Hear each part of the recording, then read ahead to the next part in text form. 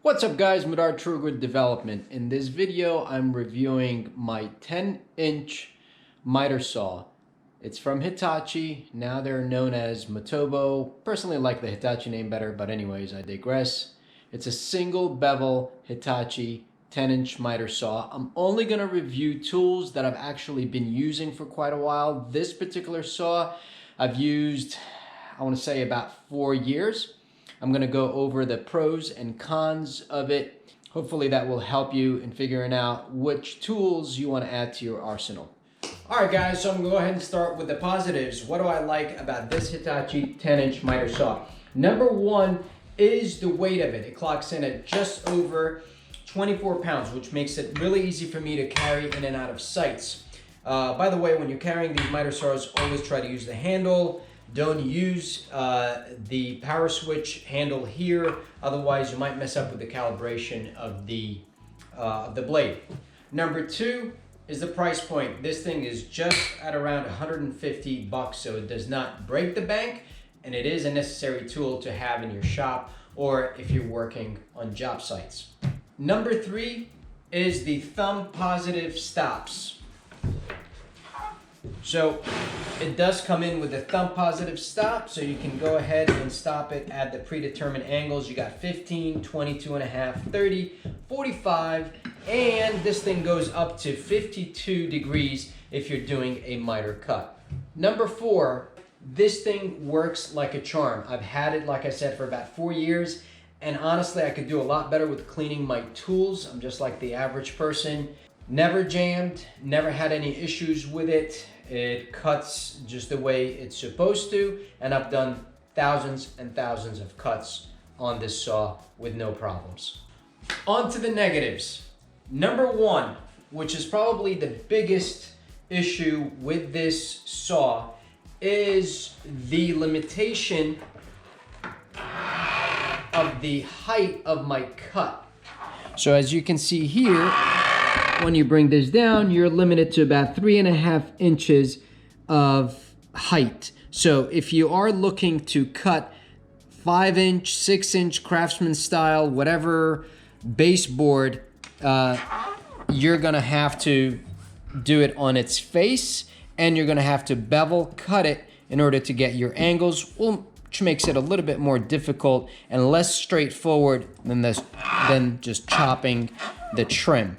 Now, obviously, reason being is the size of the blade. This is only a 10-inch saw. Number two, this is a single bevel saw. A single bevel saw means that you can only cut this way down, right? You cannot go the other way. That becomes a limitation depending on what kind of angles you're cutting and how quickly you want to get the job done. You can still do it with this saw, except you're gonna have to flip or rotate your trim piece based on the cut that you're doing. And so that requires a little bit more thought, and it could translate into more frustration and more scrap wood than you want from making those mistakes. Honestly, guys, these were the only negatives about this saw. What I'm gonna do next is I'm gonna take you around the saw, and I'm gonna use some of the functions so you can get a better idea of what you can get out of this saw. Okay, here you go guys, a little close up on what you can expect from this guy. These are your beveled angles right here. This is the lever to operate that. You can lock it into position, or you can unlock it so you can move it around.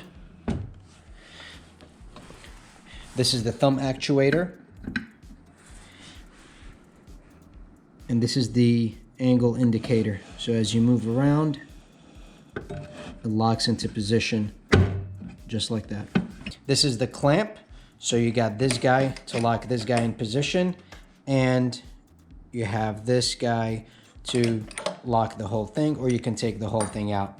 This guy locks in the whole setup. And bring it down, lock that in. And that's how you transport it. This is your label. This is the power button. And that's your dust collection bag.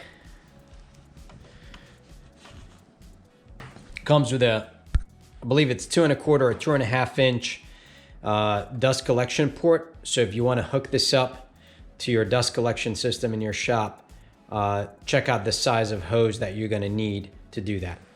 Now, the other really cool thing about this saw is you can adjust your blade if it comes out of sync, meaning eventually, for example, after I made a lot of cuts on this guy, my blade was tilted sideways, and basically the whole thing, instead of being straight, was kind of off-center just a bit. And what ended up happening is these 2 bolts right down here actually control that. After years of use and kind of banging this on this way and that way, right on top of these bolts, it got the blade to go off. It got the blade to go off center. So all you have to do is take a wrench and either tighten this or loosen it, and vice versa on this one, to basically adjust your blade whichever direction it needs to be level. So I thought that was pretty cool. All right, guys, I'm gonna fire this bad boy up just so you get a feel of how loud or not this saw is. All right, so not too bad. One more thing, obviously, to replace your blade, you will need to loosen these or one of these screws and take this piece off, and you have your blade lock right here to switch the blade. Of course, what is a review without cutting some wood? So let's get to that. Here we go.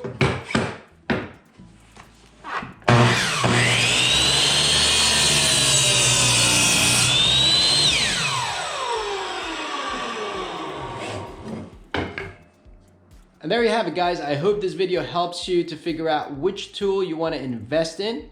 If you enjoyed the video, please give me a thumbs up. If you have any questions, leave them in the comments and I'll be sure to get back to you.